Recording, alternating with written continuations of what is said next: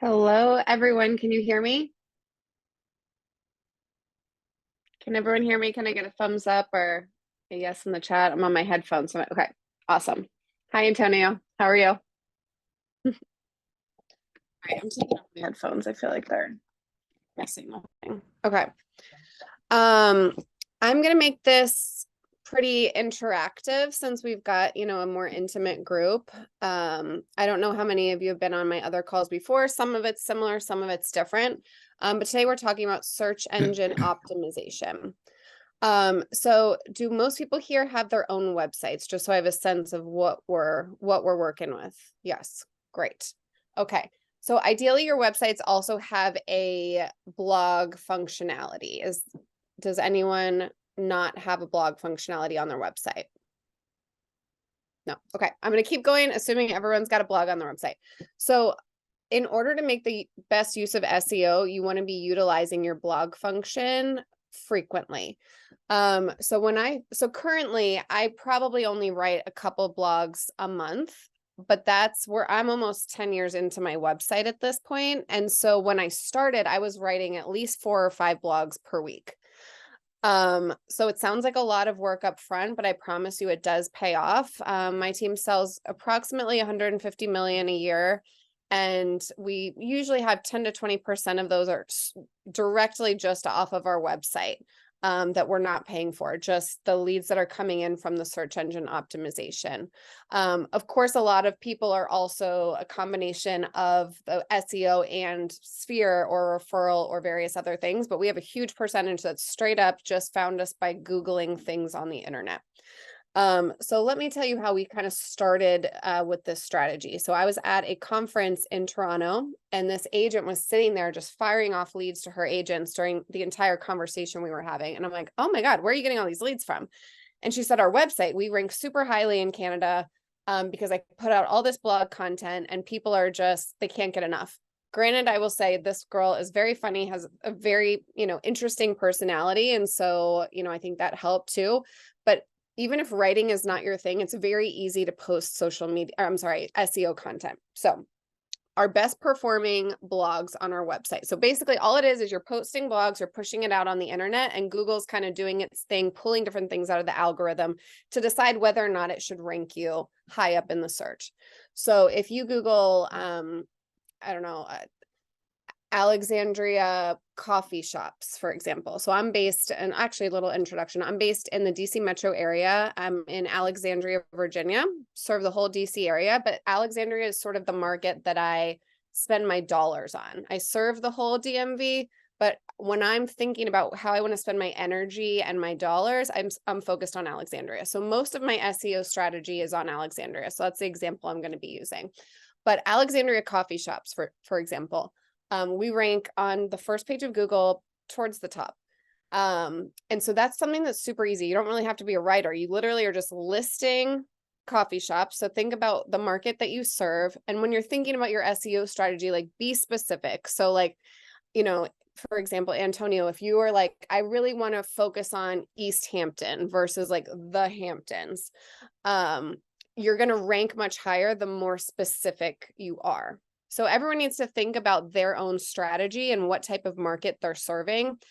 I would say the majority of my SEO strategy is focused on Alexandria, but I also focus on the DC Metro as a whole. So I, for example, recently did a blog that's like fall events in the DC Metro area.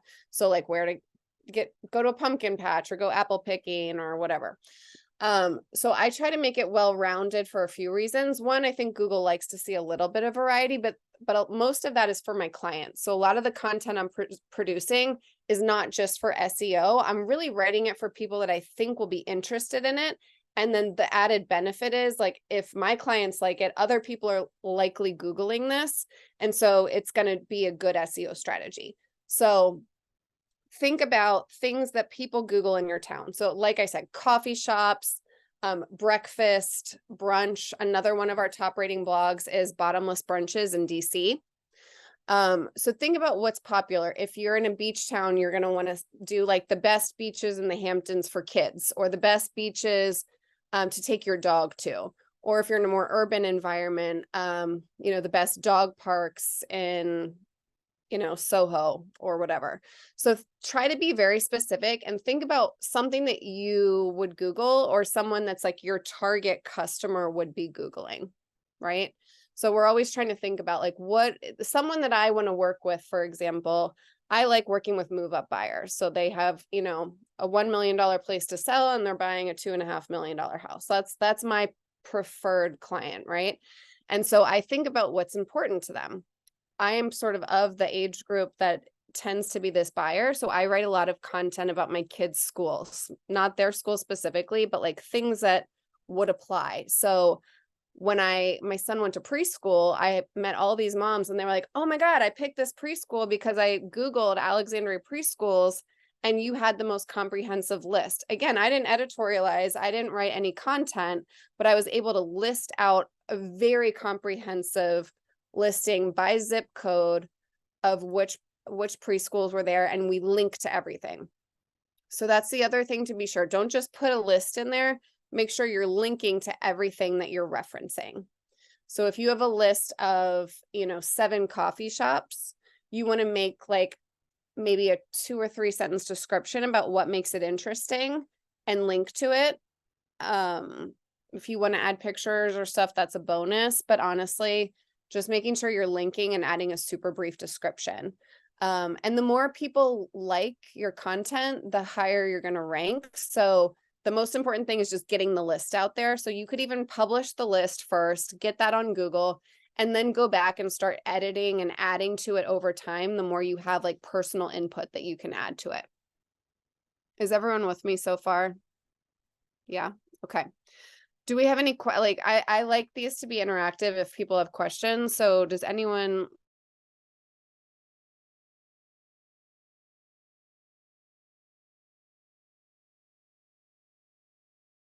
No? Okay. We'll keep moving. So SEO is pretty much a long-term strategy, right? So it's not going to work overnight. You're not going to publish a blog and then all of a sudden you're getting calls. So I would plan on like 3 to 6 months for when Google really starts picking up your content. So I would start by just sort of mapping out your plan for, let's say, 3 months. Like, what kind of content do you think you can write? And when I'm brainstorming content, I think about it in a couple of different buckets. So one is like, what do I think people are Googling? Like I mentioned, think about your clientele, your target market. But then also like, what types of questions are people asking me? So I think about what questions am I constantly answering for my clients? And by the way, this content planning, like this can apply if you're doing videos on social media or whatever. So any type of content you're doing, like these rules all apply. So like this doesn't even have to be for SEO, but when I was first getting my blog going, I think what made it take off was I truly, like, if someone asked me a question more than one time, I added it to a list. And then when I had free time, I would just write out my best answer, or I would even search my emails for like, oh God, I remember when I emailed Emily the answer to this question, I spent a lot of time thinking about it. Like that would be a really good script for me to use. And I would copy it from an email I actually sent and I'd look at it and be like, how can I make this better? How can I make sure that no one has any questions about this? So the added benefit of this, by the way, is that I now send most of my blog articles to my clients before they have questions. So I map out my process and I'm like, where do people usually have this question that I just answered? And I'll send them an email before we get to that point in the process. And I'll say, hey, we're coming up on the appraisal, the appraisal. I want to send this article to you just to, see if you have any questions, or I don't know, I have a bunch of I can't even think of what I say because I have everything templated out in my CRM with how I have it with the link to the article. And obviously if it's really important, I won't even link to the article. I'll just put the meat of the content right there. But this saves me so much time. I can't tell you the number of, calls that I used to get about things that now I've preempted the question. So for me, the benefit, great. I'm loving that I'm getting new clients from my content strategy through the SEO, but I really love that I'm helping my clients understand the process better And it's saving me time because I'm not having to deal with the questions that come up from something they didn't fully understand on the front end. So another way to think about it is just thinking about what questions can I answer for people before they come up, or that I know I've explained this a lot of times to people. Similarly, like, if you're at a cocktail party or, a soccer game or whatever, and that your friends or people that know you are asking you certain questions about real estate over and over, that's another great topic, because while you're not going to obviously send that article to someone on the, soccer sidelines, it's just something that if you're getting this question a lot from friends, people are thinking about this topic, and that means people are Googling this topic, which means you're going to rank if you have provided insight on this. Does that all make sense? Yeah, Allison, I don't know if you're aware of this, but there's questions in the chat. Yep. Okay. Okay. I was not. Thank you. I was just doing my thing. All right. Are these blogs on your website or Google? So, I'm going to put my website in the chat.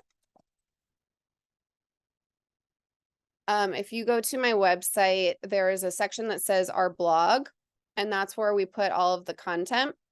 I repurpose a lot of it and put it on social media as well, and put it in my client newsletters or my prospect newsletters and things like that. But yeah, it lives on our website, which is searchable via Google. So when we goes to the website, Google is picking up all of the buzzwords in there. Okay. Would you recommend using the neighborhood guides from Compass? So I'll be honest, I don't know exactly what the neighborhood guides from Compass are. Can you give me a little more context? Like, where do they live? Is it a PDF or is it on a website? Steven. So it's on the website. Let me just actually insert it into the chat, and it'll tell you like all different. I put one for Florida. It'll show you like all of the neighborhoods and what like quick little guides of like what to do, things of that nature. I Yep. wonder if you were to use that, if it would just go, if the SEO would pick up from Compass, or if it will go directly to your So site. this is great content for Compass. So Gotcha.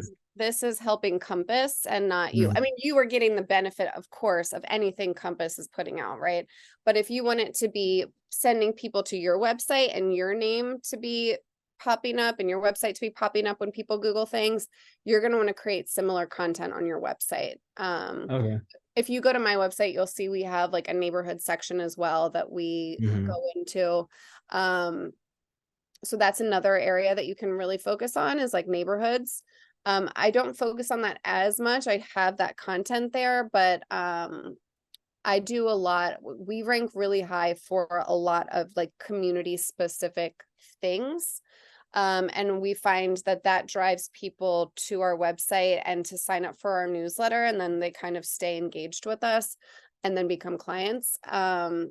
So for example, speaking of guides, we have a section on our website. You can see where it's, we have different guides. We have like a first time home buyer guide, move up guide, downsizing guide. The list goes on and on. Yeah, community guides, whatever. But those are, to get those, you have to give your email address. And so then Mhm. we have a lead, right? So that's kind of step 2. Is number 1 is the SEO strategy to get people on your site. And then step 2 is like, how do you hook them and get them to stay engaged with you, right?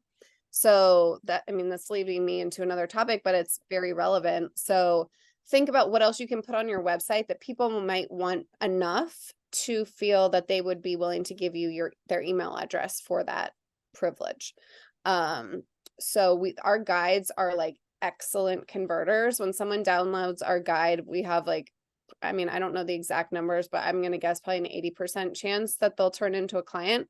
Because these are people who usually come to our site and they are coming back for the content. So I met a friend at my one son's school, and she was like, oh my gosh, when I moved to Alexandria, I didn't know anyone. And so I would Google everything and you popped up for everything. So like anytime I had a question, I would just go to your blog and type something in. I didn't even go to Google. I just went to your blog and searched. So like we get people that just keep coming back for the content. And so they feel like they know, like, and trust us, right? And so then they're going to give us their email address, and we're not super hardcore press about it. Like we'll check in like, hey, did you have any questions about the guide? We can answer for you.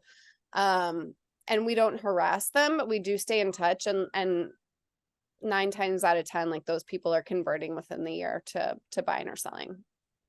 Okay, good to know. Thank you. Yep. All right, let me keep going through. Are you putting a call to action on each of your blogs? Yes. If there is not a call to action on a blog, that's a mistake. So the goal is to always put a call to action, in my opinion, on pretty much any marketing piece that you put out, including blogs. So typically my call to action would be sign up for our newsletter. Again, capturing an email. We do not reach out to the people that just sign up for our newsletter because I just feel like that's a little too aggressive, but they are probably getting retargeting ads if they're signing up for our email newsletter. So yeah, usually sign up for our weekly newsletter is a good one. Sometimes I'll say, you know, if it's real estate related, if it's, you know, about buying, I'll say, you know, here, you know, go here to book a buyer, you know, chat to book a buyer consultation, or let's meet for coffee, you know, fill this out, let's meet for coffee. So I kind of mix up what the call to action is, and some of them are softer than others. Sign up for the newsletter, a lot softer than like, hey, let's have coffee and chat about buying a house. But I do mix it up, and sometimes it is a link to one of our guide downloads. So for example, if it's about how to save money to buy your first house, or maybe like utilizing a VA loan, or something, I'll probably put a link to our first time home buyer guide and hope that they'll convert that way. Do you use a marketing firm for help or create, post, and design all of your online material and SEO content? So I have a multiple layer answer to this question. So we create all of our own content. I used to write all of the blogs. Now I really only write the ones that I feel like sort of need my voice. And then we have someone on our team who can kind of like put out most of that like list oriented stuff that we're doing for SEO. So she'll put that together. I'll review it and maybe add some comments. And we have started using ChatGPT for some of our content. Of course, if we use that, I'll go in, or Hadley on our team will go in and add color commentary, you know, to make it feel a little more personal and engaging.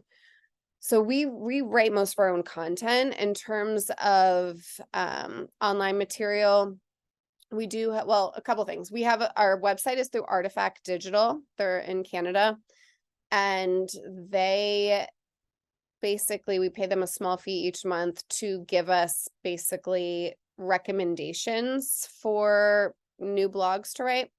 Again, we'll create our own sometimes as well. But that's a newer thing. At the beginning, like I said, I was really just like, if people ask me a question, I would write about it.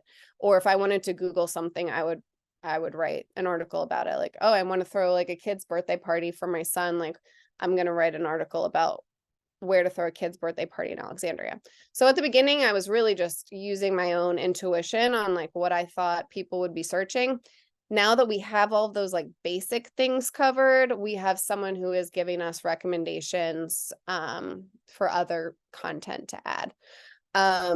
So we do have that. And then separately for like our email newsletters and social media, we recently, well, maybe like 6 months ago, started using Level Up.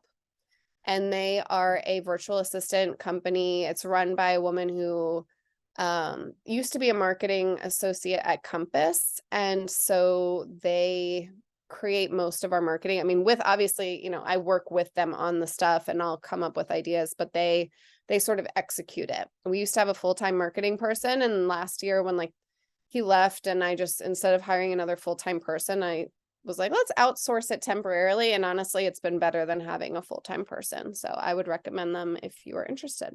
And same with my web people. They're great. You can upload it to Issue and then embed in your blog on your website. Yep, you can do that. Okay, great. Those were all the questions in the chat. Does anyone else have any questions that you want to throw out verbally? Is anyone, it sounds like Tracy is doing some SEO work already. Is anyone else already doing some of this? Or is this kind of new information? This is new. I don't know what ISSUU means. So Issue is if you click it, it's almost like a digital magazine, kind of like a flip book. If you've used like the flip books in Marketing Center, it's very similar. So I would talk to your marketing associate because they can definitely show you how to do something in turn, like if you have your listing presentation, for example, as a PDF in Marketing Center, you can turn it, there's a section where you can turn it into a flip book, which basically looks like an online magazine. Like you can click and it looks like it's like turning the page, which is kind of nice. So yeah, I definitely am all for adding content to any blog posts that you do. I do try to link back and forth to other, like this is another thing that we do well, is like linking to other articles on our website, which means that we get people staying on our site longer than the industry norm. So Google likes that, and so it rewards you by ranking higher. So linking back and forth to other pages on your website is a really good way to start as well. If you're like, oh, I'm not really ready to like produce a lot more content at this point, you can just start linking back and forth between different pages on the site. Does that make sense? Yeah, that does. And I think I saw that on one of your inspection tips. It like linked to like 4 or 5 other articles that you had on your website. So that makes sense. Because I see Yep. you have a lot of blogs. You have like 69 pages. Yeah, we've got a lot of blogs. And honestly, we went through and like deleted a bunch. We had our web people like look at it and see what's getting like no interaction. And those blogs have all been removed or combined into each other. And so those are all like all of the blogs that are still up are ones that people are still actively visiting. So that means people are searching for things and they're coming up.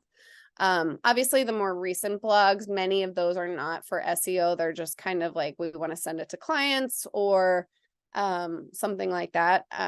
But yeah, our top, I'm going to pull it up right now just to give you our top visited sites on our website, because these are ones that you might want to consider writing articles about. So our number 1 is best happy hours in Old Town Alexandria.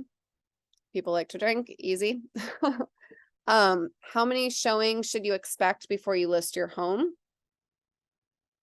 What to expect your first weekend on the market?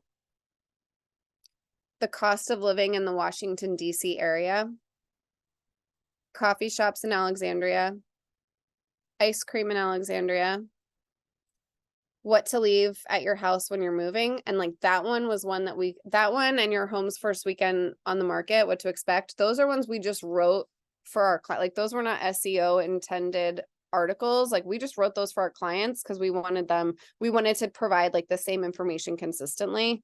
And it turned into very high performing posts.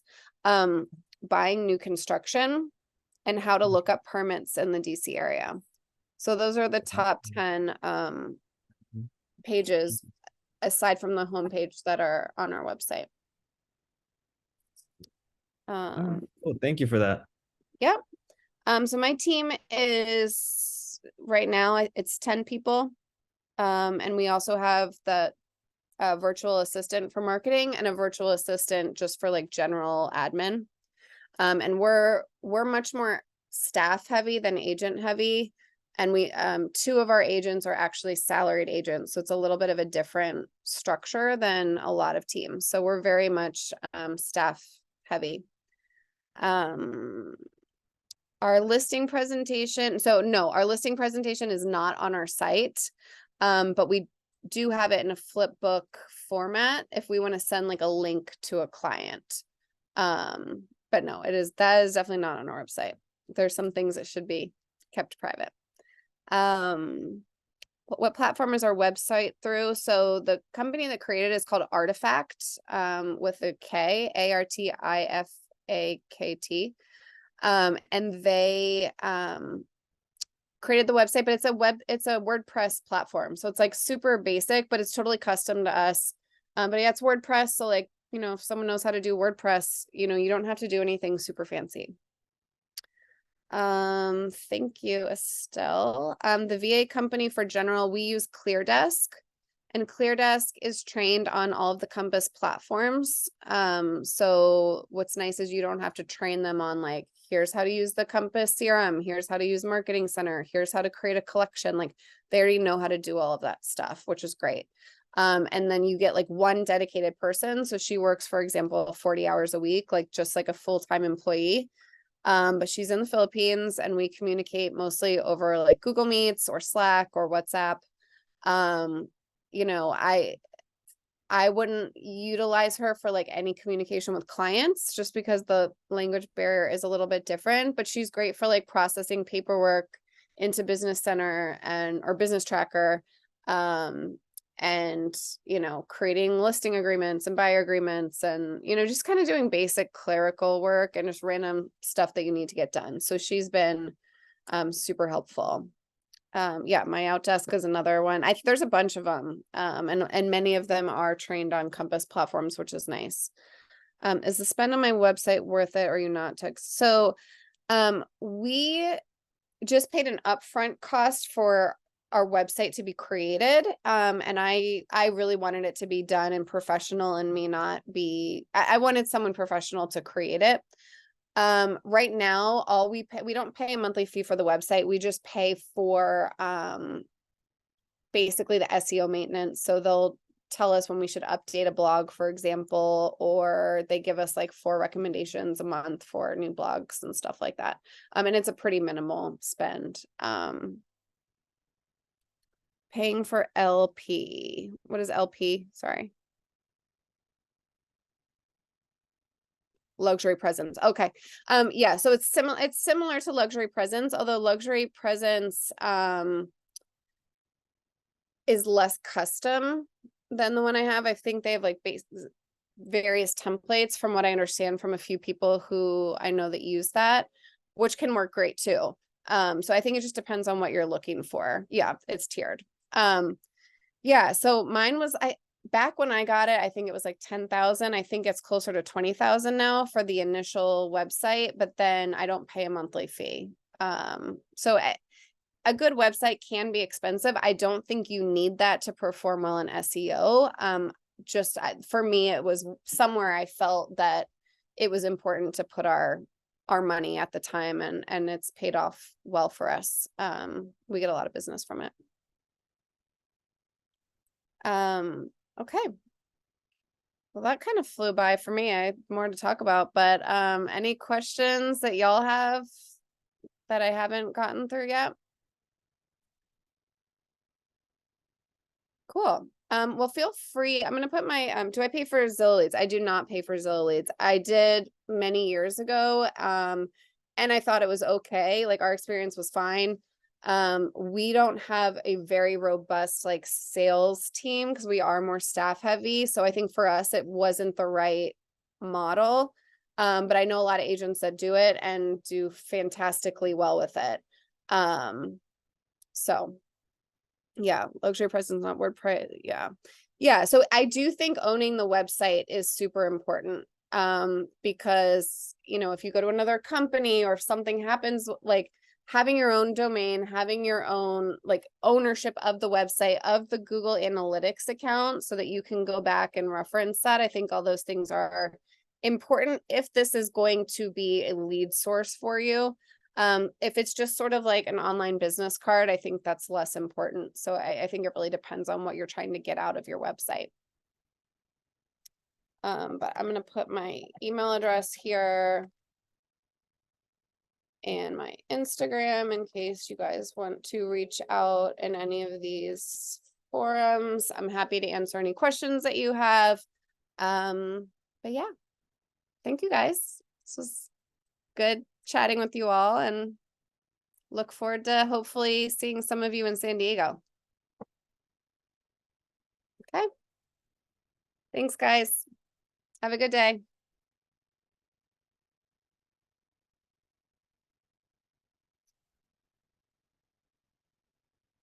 Thank you, Allison. That was very good. Oh, And good. Thank caught you. something some missed. Not really crazy about social media and things, Yeah. kind of seasoned agent and old fashioned. But I'm overwhelmed. There's so much to learn and so much to catch up. Yeah, I mean, I think it's so easy to be overwhelmed if you try to do everything, you know? Yeah. And so I try to do everything at sort of a baseline level, but then you've got to pick what lane you're really going to lean into. And so you want that to be something that you feel is like authentic to you. Um, and so like for me, I enjoy writing. So this for me felt very authentic. Like calling Zillow leads for me was not an authentic experience. And so I dropped that. Great. Again, but I have friends who do extremely well with that. So I think you just have to kind of know what your strengths are and lean into Yeah. whatever that is. And I think that's where you find your success is when you're doing something that feels right, because then the people on the other side are going to feel like it's more natural, more authentic, and more, trustworthy, if you will. Yeah. So I would say, don't be overwhelmed trying to do everything, try to understand what everything is. But, if something's not for you, don't give another thought. Just lean in heavier to something that you feel good with. Perfect. That's good advice. Thank you so much. I enjoyed your class. Thank you. Thank you. I appreciate it. Okay, we'll see you. Okay.